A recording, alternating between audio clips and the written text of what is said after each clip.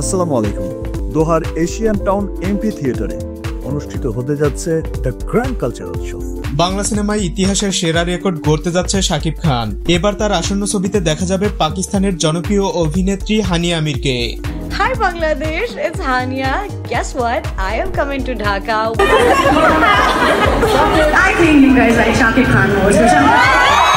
সম্প্রতি ইউনিলিভারের brand ambassador হিসেবে বাংলাদেশে এসেই তিনি শাকিবের ছবিতে চুক্তিবদ্ধ হন। রিসেন্টলি একটি সাক্ষাৎকারে হানিয়ার কাছে জানতে চাওয়া হয়, আপনার কাছে ফেভারিট অ্যাক্টর কে, শাহরুখ খান নাকি শাকিব খান? তখন তিনি নির্দ্বিধায় শাকিব খানের নাম বলে ফেলে। এটা শোনার পর বোঝার আর বাকি থাকে না তিনি শাকিবের পরবর্তী ছবির নায়িকা হতে যাচ্ছে।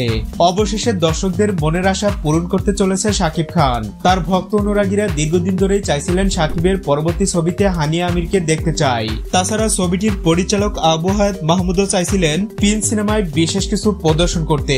এবার সেটি হতে যাচ্ছে। ছবিটিতে 3 জন অভিনেত্রী থাকার কথা শোনা গেলেও তাদের ভিতরে কেন্দ্রীয় চরিত্রে দেখা যাবে হানিয়া আমিরকে। বাকি 2 জনকে সাইড ক্যারেক্টারে দেখা যাবে বলে জানা গেছে।